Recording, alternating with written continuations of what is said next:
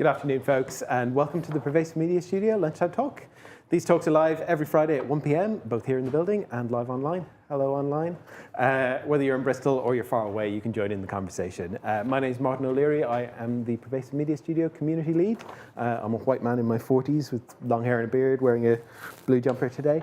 Every Friday, we throw open the doors of the Pervasive Media Studio for Open Studio Friday. We offer you the chance to spend some time in our space by hot desking alongside our residents and staff from 10 a.m. to 5 p.m. So especially big welcome to anyone who's new to the studio. Anyone new to the studio want to put their hand up? Nishi. Nishi? Oh, you just did. Yeah. Nishi, this bit is for you. What is the Pervasive Media Studio? We're a diverse and collaborative community exploring creativity and technology, everything from comedy to coding and product development to performance art. And we're a partnership between Watershed, where we are right now, the University of the West of England and the University of Bristol, and we're funded by Arts Council England. And what we do is we offer studio space, desks, meeting rooms, events and opportunities, all for free to our residents as part of a spirit of generosity and mutual exchange. And we're a place for people to take risks with embryonic ideas and to make some time for collaboration. So, quick bit of housekeeping. Please do feel free to move around. Kitchen's over there. You can make a cup of tea, grab a glass of water. Please don't use the microwave, it interferes with things. We have a quiet space just through to my left, to your right. So if you need to take a break at any point, you can just pop in there. It is soundproofed.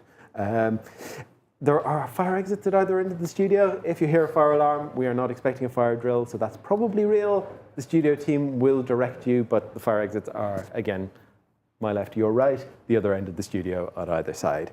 And there are also accessible toilets, including baby change. Not seeing any babies today, you never know, in the corridor over there just next to the kitchen. There will be a Q&A at the end of the talk. Those of you who are watching online, if you can pop your questions into the YouTube chat. Danielle is down here at the back. She will be your voice in the room today.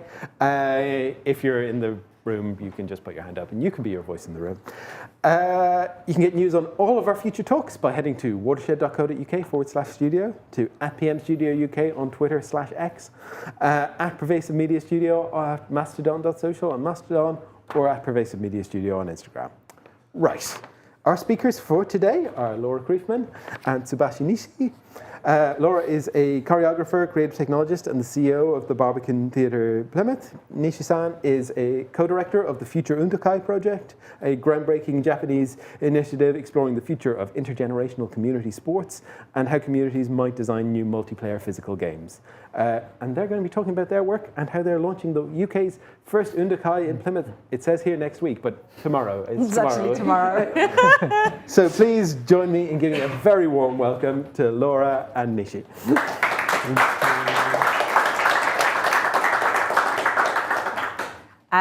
It's really nice to be back here today talking about this project because the roots of this is actually from the PM Studio.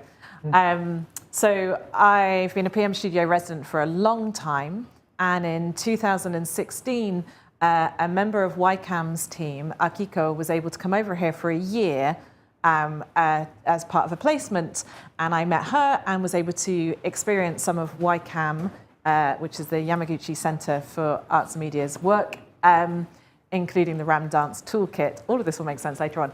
Anywho, the long and the short of it was I was so excited by the work that Akiko was talking about and that Nishi and the team were showing that I applied for some funding and ended up in Japan in 2017 and experienced one of the Future Undokai days, weekends, projects, and it was amazing. For me, it felt like the most brilliant democratic games design process I had seen, and it was extraordinary to be in a space where we were making stuff which was about being physical, but playful, that was open to anybody, and that was about mass participation stuff. And that felt like something I hadn't seen, and I still don't see a huge amount of when it comes to kind of like work that's combining lots of different technology. And came back to the UK, and then quite a few years later, 6, managed to be in a position in Plymouth and secure funding from the Dairo Foundation and the Sasakawa Foundation to bring the team over from Japan. So as well as Nishi-san, there is a team of 4 other of the Future Undokai team in Plymouth at the moment, working furiously because our first event is tomorrow. And so this feels like a really, to me, exemplar moment of like the PM Studios kind of like through line, like the opportunity of being about part of a community and meeting people, leading to future collaborations. And then even though it takes time to be able to make those collaborations work as a return back into Plymouth. So that's my little homage and thank you. Future Undokai in Plymouth, we've got a tiny little 45-second video which gives a little bit of a head up about what we're doing over the next couple of days. And there is no sound, you're not going mad. So we have 4 events running over the next fortnight, which are all about skills exchange and a collaboration into Plymouth as a city. We have a traditional Undokai happening, standard Undokai happening. We've got a conference day happening, which is all about the thought leadership around democratic games design and combining the technology with live sporting. We've got an opportunity for anyone in Plymouth to make their own games, and then a mass participation sports day next Sunday where those games will be played. So, you know, just a small amount of stuff. But I am most excited for you guys to get to hear from Nishi-san about the origins of the Future Undokai Project and how it works and the processes. So over to you. Okay, thank you. Pleasure. Hello, my name is Nishi. I'd like to introduce a project called Future Undokai. So this is one of the photos we made in YCAM, Yamaguchi Center for Arts and Media. So floor projection and large projection and everything, and play with the kids and elderly people as well. So firstly, I would like to explain about Undokai. Probably you never heard about Undokai, but it's kind of annual event in Japan. It's really famous. So let me go through it like typical annual event in England maybe. So it's totally same image for us Japanese. So once a year happen in a community or in the school.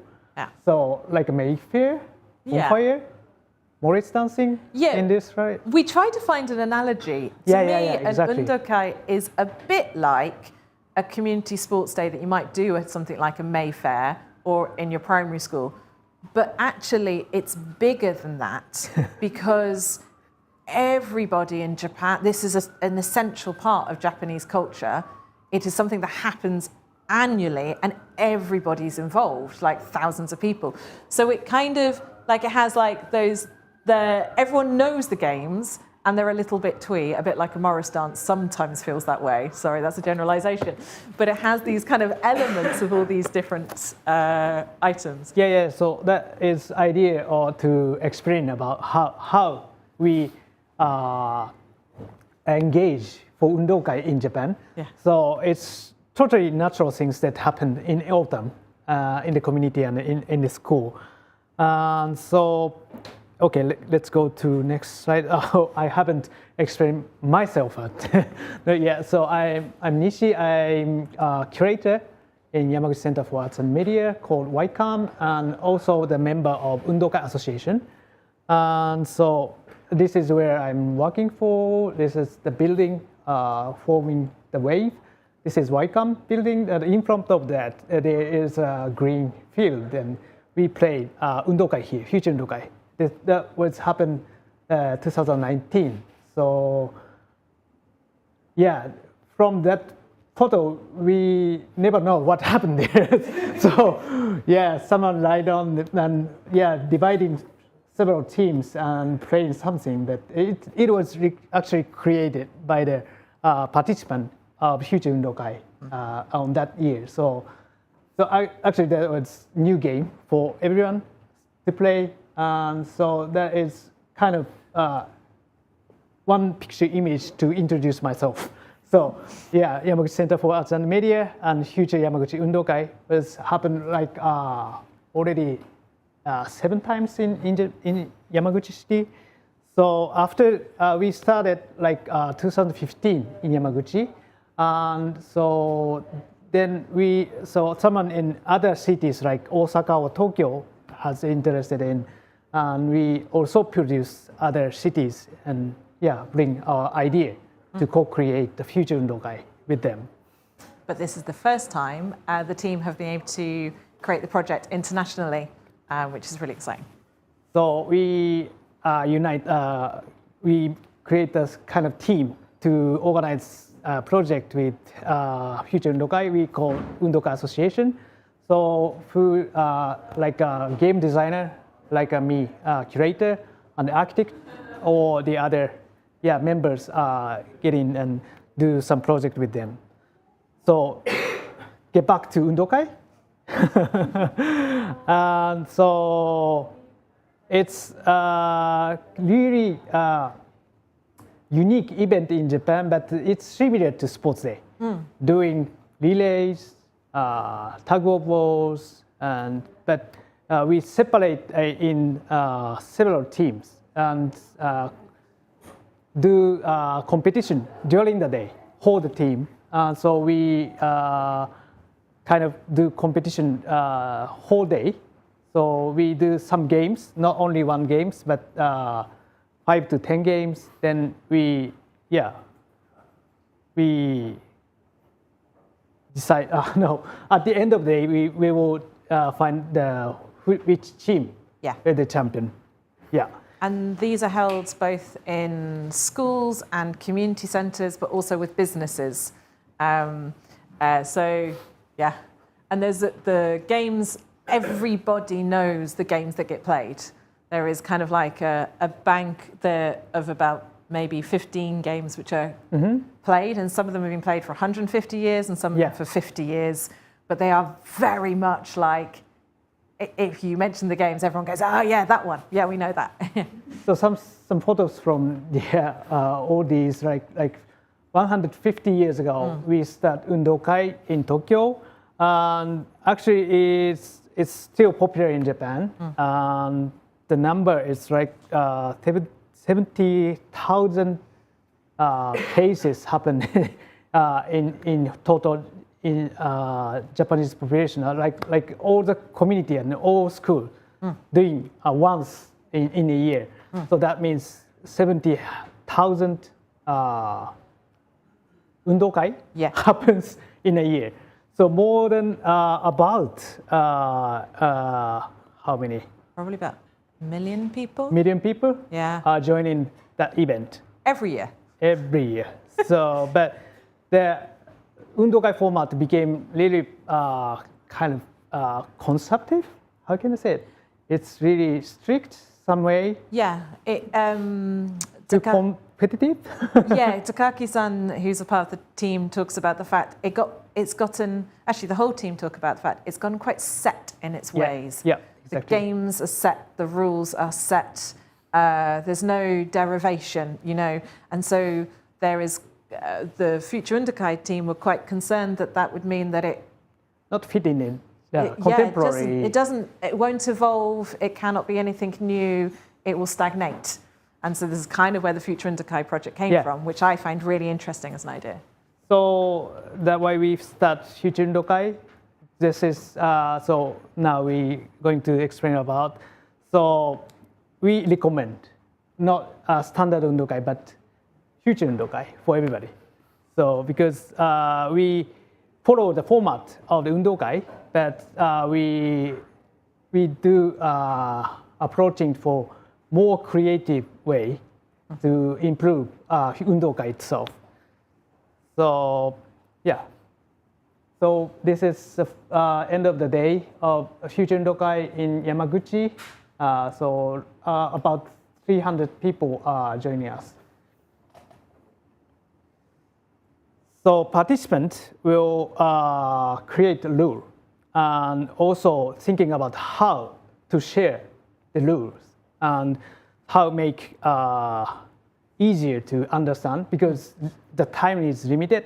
So they are all, so basic Future Undokai happened in 3 days. So 2 days for development for the games and 1 day for everyone to play with.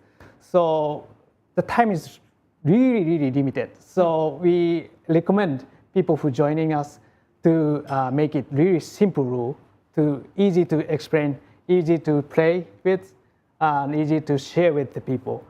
So during that process, we look at the people who are working not only the body itself physically, but at the same time, their brain works really, really well. And so it's not only the body itself, and also the brain. So it's really, how can I say, it's the experience itself is not intelligence, but also physical. It's a really unusual experience because the team have this beautiful process for how the games get designed and conceived. And it starts off with, an image and a word and a sentence or a game name with nothing else known about it. And collectively, everyone who's there to develop the games refines that down and starts to make those.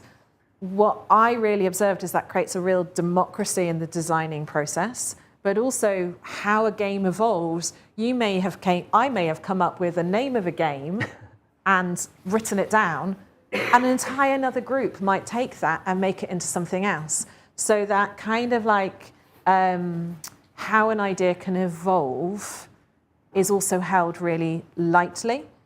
And the really interesting thing is that because you have a group of general public developing these games, the ideas that they're bringing to the table or bringing to the room are different, if that makes any sense. So people will design very quiet and very slow games, and some people will design games which are just really, really daft, and some people will design games which means everyone has to work fast, but you can put a small number of your team in, and someone will design something where actually you need to be loud and have people gathering stuff and quiet and everything at the same time. And so I saw that the games that get made are very accessible and respond to lots of different types of people's personalities and engagement styles.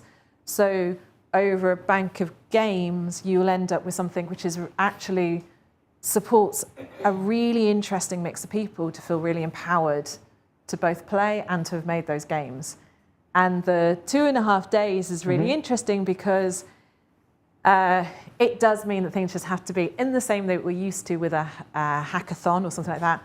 Things do have to just be tested and tried and agreed and added. And so there's a very positive sense of moving forward, which just helps things. But yes, so that the word our past participant giving us the word for develop playing. So our attitude is not divide the playing and developing. So sometimes we need to write everything down in the whiteboard, but at the same time, we cannot complete on the paper. So we have to try it, play it, and we evolve it, and we develop it again. So this is kind of circle of the co-creation. So in this process, we exchange idea and also the movement itself, and so we exchange the value of the interest or fun. And so this is the really important word to develop playing. So most of consumer games are developing and playing. But as a Future Undokai, we try to not divide it. So we call all of the participants as a developed player. And all the developed players on the final day play all the games with everybody. So the developed players don't end up isolated off to one side. They actually are there and that brings a familiarity to this new audience, but it also means that actually they get a real sense of kind of like being part, everyone is part of a whole on that final day. So again, that kind of like democracy and equality is there, which is really cool. Yeah, so the final day is a day for the deployment. So unknown 200 people are coming to join Undokai.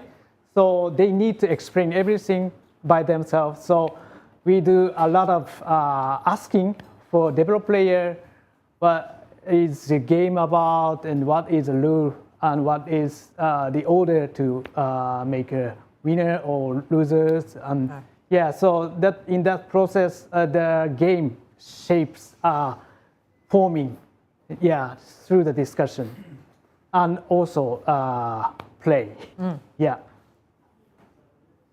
So this is the way to create the Future Undokai, not standard Undokai. So we do a lot of thinking and playing and go back and again. So this is how we create Future Undokai with people, not by ourselves.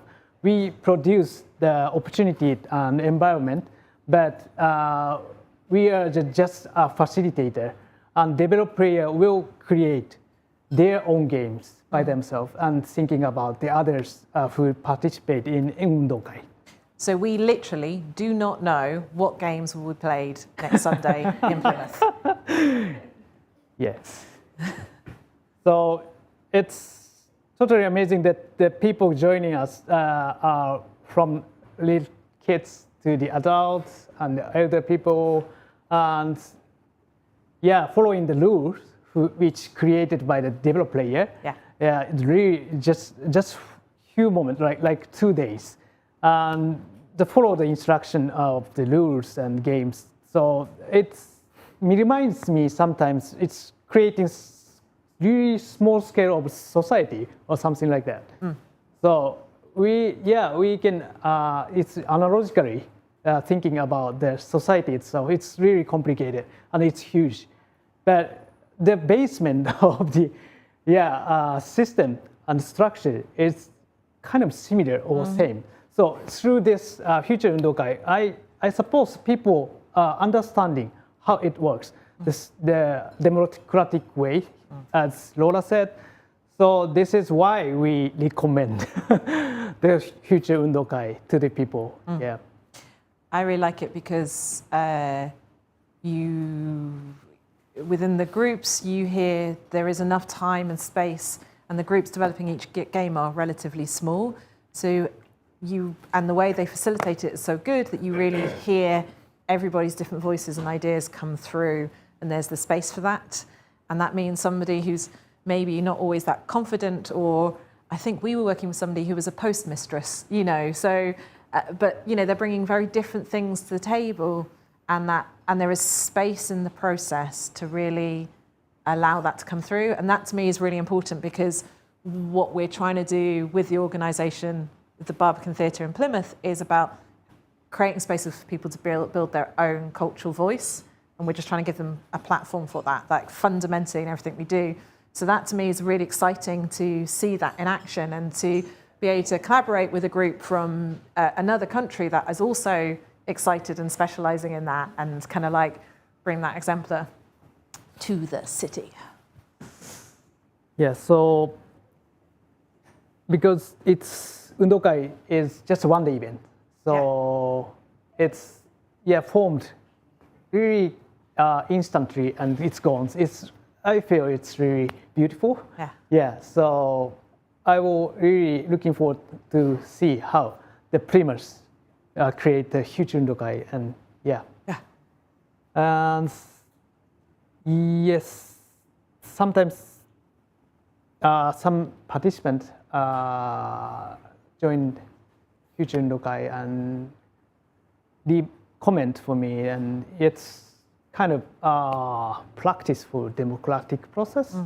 Yeah, that was also we haven't that kind of aim, but we actually gradually we realize how the effectiveness of this process. So yeah, I'm really looking forward to work brain and physical bodies together with the people in Plymouth, and maybe from you guys to join us. Okay, we have little more time, so I can show you how the techie tool helping create new games. Okay. So it's really it works. Yeah. This is we call Watershed ball. It's the how can I say? It's really legendary. It's really easy smartphone-based tool that can count the accelerator. So we can shake it. Then so it's no need to explain it about. Okay, look at this. Yes. But what I love about this is that in theory, everyone thinks you're going to use it to make the speed and to use it fast. And then what you get really interesting is people start to make games where it's about using it very slowly, but with other people trying to get you to agitate it, you know. And so you get all these other game things come up straight away where people go, well, why don't we do the opposite? So the simplicity of the tool actually allows for a huge range of games to be created that have different kind of nuances. And so we never produce game itself, but we provide some tools and ideas. Then the developer player will make like this game. So it's in 2017 maybe. So people play with the ball with the whole team. So one can shake and gain the point. At the same time, there is another ball cannot shake. Yes. So make minus. So this is one of the example of the game and tools relation. Yeah. The other, maybe I can show. So this is another project run by Sony, the company, and Watershed. This is collaborative project called Parallel Eyes. So they are wearing head-mount display, and the view was divided in 4, and sharing 4 view of those people. So we use for sport action like that, develop playing and giving to the people who develop, and they create hide and seek with the 4 view. The thing is, you don't know whose view you're seeing. So that's the thing that Nishi's not saying, is that quite often the people will design the game specifically so your pass through and what you're seeing in the headset you've got on is not you, it's somebody else in the space, and you've therefore got to figure out which one is you, and. So people can be quite sneaky in the games they make. So the other is using gyro sensor on the smartphone. So prototyping is like this. So on that pole, they mount the smartphone and calculate how much they rolling it, and so that is the first point. Then gave it to the developer player. Then we will do 2 days develop playing. Then come out this new game like this.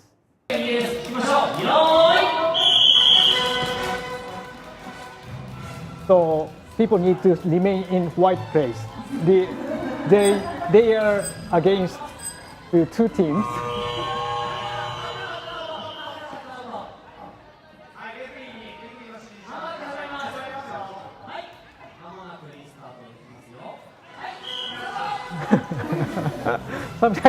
Something like this. So informatics, information technology, giving us a lot of positive suggestion for us sometimes, and it's easy to develop during the 2 days.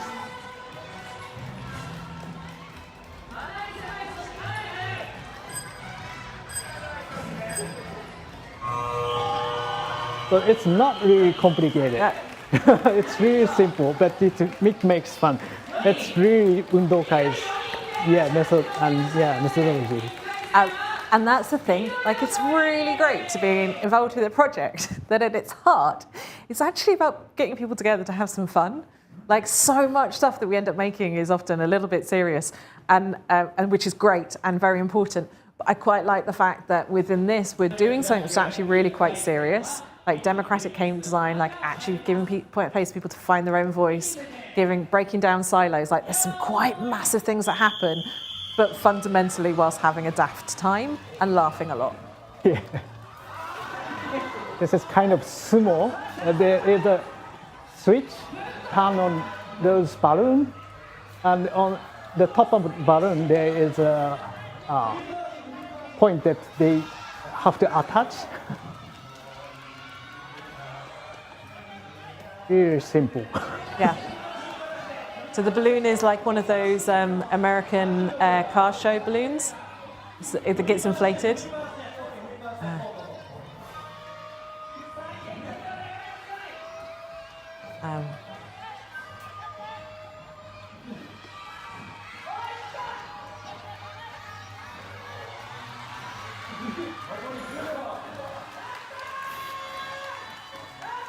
Yeah, something like this. Yeah, this is made by the people who joining us. It's not professional to do this, but yeah, just 2 days. 2 days. Yeah. Yeah, that's it. Okay, it's same.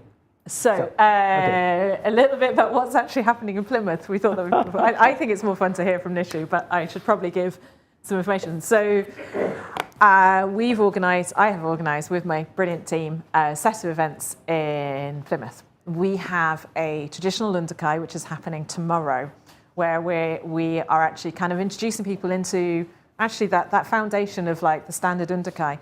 That's actually really interesting for Plymouth because Undokais were established in Japan by a British naval officer. The British naval officer was actually based in Plymouth for the 4 years before he got made a commander and sent to Japan.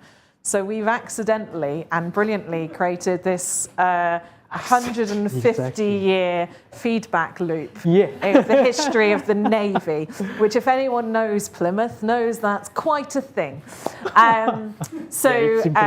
Tomorrow we're going to be at the big sports centre in Plymouth with 80 to 100 people who are going to be playing the traditional games and being part of that.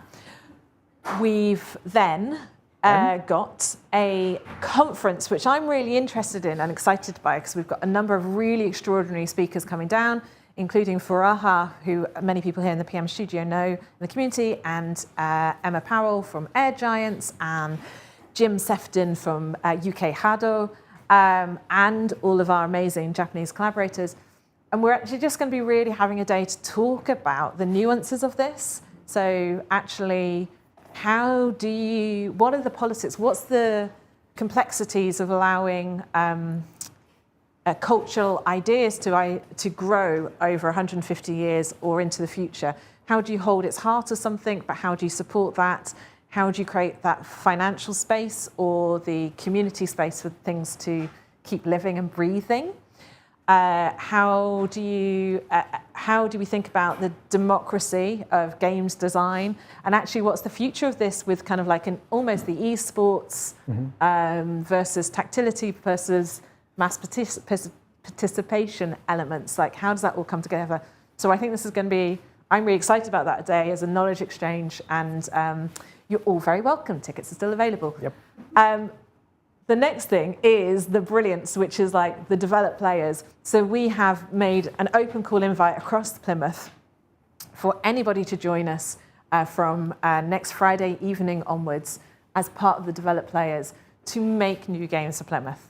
And that's going to be really, really interesting. We've gathered together a load of very, very random tools, some tech, some not, some inflatable. We are most excited about seeing what games people in Plymouth decide to create for themselves. Yeah. To me, that's the heart of this. Before we invite, hopefully, 200 people, fingers crossed, to play at Plymouth style, so play these new games. For me, I'm hoping, against hopes, that this will be, on the next slide, the beginning. So this is a very specific translation of winner in Japanese. It actually means us as a group. So collective winning, not an individual. And to me, that was really, really important. And for us, what I'm hoping for us as an organisation, what we wanted to achieve is that there was a skills exchange back into Plymouth, but that the people who are involved, will we end up with a group of people who go, actually, can we run one of these again next year? And we can go, yes, here's the processes, here's how we can support you, this is yours. Will we end up with a set of games that people want to play again every month? And like they're going, wait, why aren't we playing, game number 8 every Saturday? I've got a league. Come on, right, how are we doing that? Could we end up with the equivalent of cheese rolling or the next kind of Red Bull kind of event that actually ends up over the next 100 years, the iconic thing that happens in Plymouth? That all of those potentials are here by doing something like this. And for us, and for me as an organisation, that's where stuff gets really exciting. Mildly terrifying, but mostly really, really exciting. Yeah. So that's our hope, is actually about what happens next and what happens as a consequence of this. And that's what me and my team will be listening to really hard, listening in the background and just trying to get a sense of how we can support that. So we don't just go, we've gathered all these people, they've taken a massive risk, they've got involved with this in Plymouth, and bye, and then. And that's the space that's going to be really interesting. So we've got a really interesting fortnight ahead of us. Please come, because every single one of these events is basically free. Whenever we do public events with the Barbican Theatre, we try to make them as much as humanly possible. Either there's a set of free tickets, or primarily it's pay what you decide, which means there is no financial barrier to be able to take part in the Future Undokai Project in anything, from the developed player, from coming to the conference to being part of these sports days. As partly because Plymouth is has quite a massive social economic divide and has quite a number of areas that are really what you would technically call multiple indices of social economic deprivation. But actually, money is often, for a lot of people in Plymouth, a really hard thing to have any spare. And so we, as an organisation, try to remove that barrier from access to being able to participate and be part of events and things like that. But generally, actually, we'd love to come be part of it. If you're interested, come be a developed player. Everybody is welcome. Come see what people are coming up with in Plymouth. Be part of that. Be part of Plymouth's future. Everyone's welcome. They accepted me, and I'm not a Jana, so it's okay. So that's the final big plug. And you can book everything on the Barbican Theatre website. If you look for Plymouth Undokai, you can find everything about it. You put the video again at the end. Ta-da! Thank you. Thank you. Arigatou gozaimasu. Thank you both so much. Does anyone have any questions? Yeah.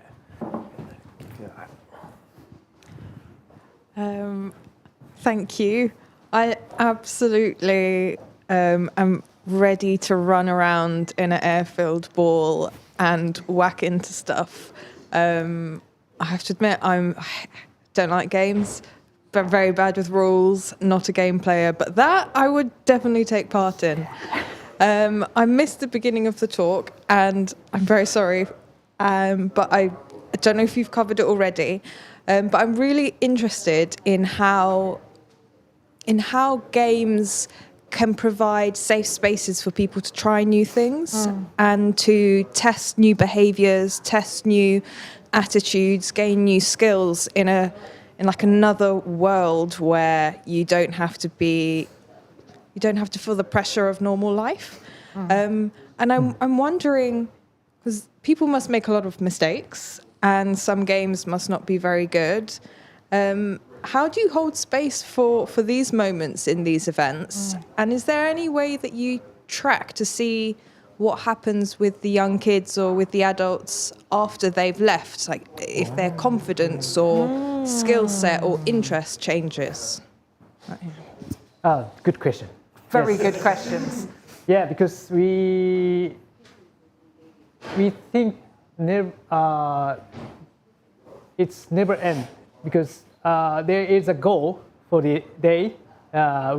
We do competition and the Undokai, and we finishing closing session. Then it's gone. But we hope that the people continue to develop by themselves. So our message always telling to the participant, becoming to the participant, we always saying, please becoming a teacher of teacher. Then you will teach to the other teacher, then teacher can teach to teacher. So it's kind of this kind of circle. So how can I say, it's really difficult, but it's we do produce the event itself, but it's not aiming the finishing in the day. So we are hoping that the effect or some influence goes through not only in the event, but daily life maybe for the family event. Yeah, could be in a school. Yeah, in somewhere with the people. Maybe it's happened everywhere, I think. We've got a couple of techniques that we've been developing. So we really try to specialize in making safe spaces as an organization. And we have a pretty good reputation for it. So we try to always make sure that there is as much information as possible to make things very transparent, very plain speaking. Also making sure that we're supporting any access needs and access support. And we are a very queer-friendly organisation. And I've been doing a lot of work as an organisation across a number of organisations in Plymouth within our kind of like inclusivity work and our anti-racism work. So we have been trying to be part of the change for tackling some of the systemic problems that have otherwise been prevalent in a lot of our cities. So we have been finding, and we can see that coming through with how all of our events are facilitated and held and that space feels. And we are finding that means that the communities that are coming together for our events are increasingly knowing that they can come to us and they can feel safe. I think Nishi's downplaying the process, because you said something very interesting about what if the games aren't good or the ideas aren't good. What I loved about this process was the permission to just put any idea out there. And to me, I think normally we're not given that first bit of permission that everything has validity. And I think that fundamentally at the start of the process, it completely changes people's own, actually that's just giving me little tingles, people's own sense of permissions and value. And it's really carefully held by their team as part of the whole process. And I think that, and it's held in a light way, which gives permission for things to not work and for teams to go, we don't like this idea anymore, and can we not play this game? And everyone goes, yeah, great. And we'll help them explore that if there is a shift. Is it, we'll try and find out if it's just fundamentally, it's a pants game and they don't like it and they don't want to do it, totally fine. But we'll also see if it's just that actually it needs turning on its head and giving that permission as well. And I think there has to be due credit to the way that the Future Undokai team as a team hold that space and support that, because I think they do it with great care, which I love. Yes, and shortly I can add some example, because we did in Yamaguchi for several years, like more than 5 years. So one of junior high school students joined us in 2016 or 17. Then they became like a university student, and they come back to Wickham and telling us a story that they always the Japanese schools are really strict and they need to follow many rules. But in case they joining us at this 5 or 6 years ago, they are not following the rules, but they create the rules, and so they feel like really confident about that. Yeah. So they knew the other option that they can create. Then so that makes us really somehow we got the essence from the what we do, and they coming back and telling us a story that was really fantastic. So this is one of the example. Thank you. Thank you. This is really fascinating. I wanted to know, like, when you're having the develop days, and especially for people who might think of themselves as not creative, how do you like physically set up the space? What do you present to them at different times to sort of take them through the creative process, essentially? Aha. Oh, that's a whole other lecture. But it's Oh yes, we are not complete. we're not there. We try to. What I've noticed is that the team will try to make a space that has lots of potential. So fundamentally, there will be things that are visible and around, and things that can be kind of like shared reference points. And they might show some of the tools. Yeah. But the first bit of the process is actually about bringing the group together and the ideation. So Ideation, yes. Yeah. And that's a lot of pens and paper. Yeah. And scrolling and cameras. So they're really good at the way the team use camera feeds to mean that you don't get that exclusionary thing where everything's on a sheet of A4 and nobody can see it. So they've got like we always have a roving camera person who's making it so that it's on 4 different display monitors so everyone can see it and everyone can hear the game rules. And so there's lots of really nice principles in the process which are quietly changing kind of like how you can be quiet and still heard, or how a piece of paper can be seen, and things like at a fundamental level within the process. Yeah, as a facilitator's point of view, I always thinking about the limitation of the event itself, because it happens. Future Undokai is on 23rd? 24th. And we already decide the how many the capacity and the timeline itself. So actually it's not freely designed games, but and also we give more information about the participant, the ages, and the accessibility as well. And so from the information, basic information, they will the developer player will think about what the game is suitable for them. Then always coming back to the player. How do they understand this, or do the player can be feel easy to joining this? Or that is question I do a lot for the developer player. So and that means that so you can kind of like an example that might be going. So we've got 200 people coming on Sunday. So we've got 4 teams of 50. Is this a game for everybody to play? Is this a game for 10 people? Is it a game where they've got to tag everybody in, or a group get to? And so that I think also helps with people feel confident with thinking about and making decisions about the game process as well, and then how they test and play it together in the space. But as much as possible, the space is left as open and adaptable as possible. So we're not just making it so that people already don't feel like they can't make different decisions about the games.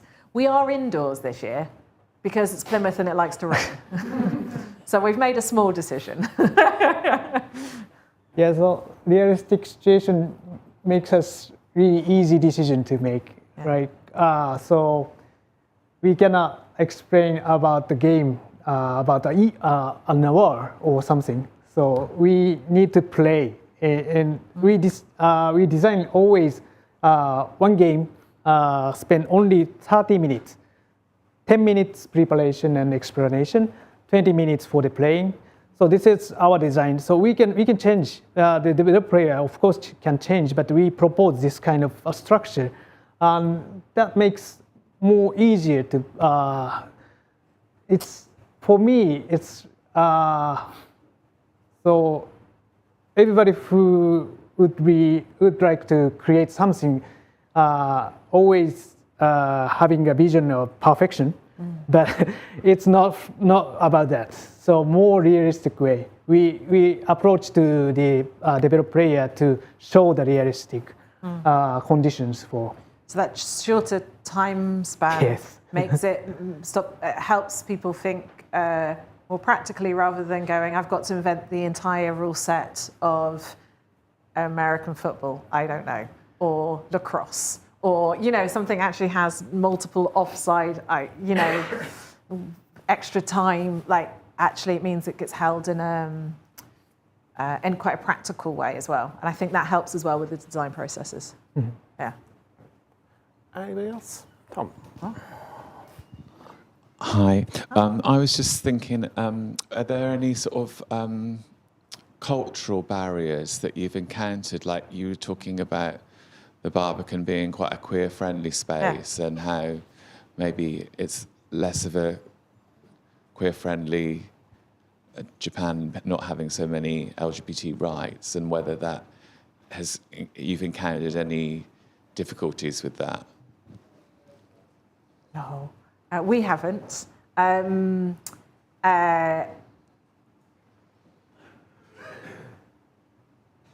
we haven't. I feel like I should have a more nuanced answer than that, but actually I think the team we're working with are, part of a very open-minded and a future-facing community, and therefore they're coming with those co-creation and openness principles that everybody is welcome fundamentally in all the way they work, and therefore that is a really good fit. So we haven't had issues with that. That's a good point. Thank you. It'd be lovely to see more detail of the processes, actually. Is that available? But the question that I really wanted to ask is, are you able to get a reasonably representative group of people to be the player designers? Because taking 2 days out to design games is a huge luxury, I would have thought. Yeah, no, really good question. We debated how to support that quite a lot. So the first question, processes and things, one of the things we're trying to think about as a team for Plymouth is the legacy of this. So we're trying to make sure that we document it in a variety of different ways. So they're actually those processes, how to hold this kind of event, how you could do it, the principles. We've had Nishi and his team have a brilliant workbook, which we've had translated into English. So we're trying to make quite a lot of legacy documentation, which is about creating those permissions for things to keep happening again, and what you might need to know, and how-to sheets, and with the games that get made. So that's an element that we've been trying to think ahead on, and I hope we get right. We, Friday evening, so when I did it in Japan, it started earlier in the day on the Friday. So it started at kind of like 11 or 12. Yeah. We don't start till 5 p.m. on Friday on purpose, because we had a big debate as a team about actually having to take time off work, or could create a massive barrier for a lot of people. And we've kept the hours slightly smaller than they would be with the Japanese. So it's 10 till 6 on the Saturday. And similar on the Sunday. So we've tried to actually keep it within a more family-friendly, care responsibility-friendly environment, but also because it's free tickets and anyone can come, everyone is welcome, and we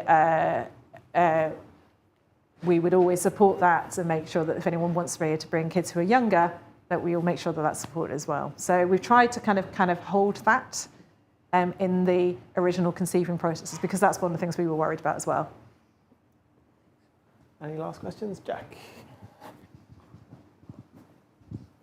Thank you. Just want to say, like, I think this is an amazing idea. As a game designer myself, this is just like, it's so inspiring. I guess my question is about how much you foresee the games responding to location, both in Plymouth and in Future Undokai generally, because. So you mentioned, for example, cheese rolling, and like that can happen in that location because there's a huge hill, right? But obviously not all places have a huge hill. But for example, there are places that might have a beach, and that has particular things like stones or sand or whatever, and other places might be a sports hall. And so how much how much does that factor into things? Oh, yes. So Hiroshi-san, who's part of the Undokai Project, did a brilliant Future Undokai during the lockdowns in a field in a village where they had a hay bale, and that was it. And everybody in the village over the course of the days went, what's going on over here? And came over, and they invented 10 new games using a bale of hay, which involved making it into rope and making it into a salt course. Like, the games are amazing, but literally all they had was a bale of hay and this field. And so I think it's fundamentally, that's the thing we like. I had grand ambitions for this first one, that it would be on the beach and in one of the Lidos. And, November in Plymouth. I mean, that's just cold and wet. So this is our starter for 10. We do have a really cheesy Plymouth reference point for the Develop Players Weekend, which I'm not going to tell you about because you have to sign up. Otherwise, it's not a surprise. But it's really cheesy and brilliant. And I'm very interested to see exactly that. We can't take the games out to the beaches this time, but what I'm really interested in seeing is actually if the games people are designing should be there, how we facilitate that and do another follow-on event and make that happen, or if they're supposed to be at the Lido, or if they should be on the water. I'm quite interested in Plymouth's relationship with the edges of the water, because a lot of people don't have a confident relationship with being on the water or in the water. So partly this was about kind of looking at that principle, but on land, for actually the rest of Plymouth's identity, which is actually often looking to the moors and being land-based. So that's quite an interesting one for us as well. So there is two ways, physically and metaphysically we do. So sometimes, as Laura explained, we collect the material from the locals. That could be a tool for the creation. And sometimes the people giving us an idea that related the stories or situation in the local places. Like we do Future Undokai in Shibuya. There is a huge crossing street. You might know about that. So someone wrote about the scramble crossing. Then people start to think about how we formed the game with that kind of imagination or stories, and they do really well.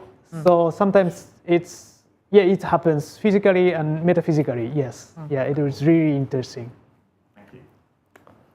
All right, I think that's probably all we've got time for. So thank you very much, Laura and Nishi. Thank you. Thank you very much.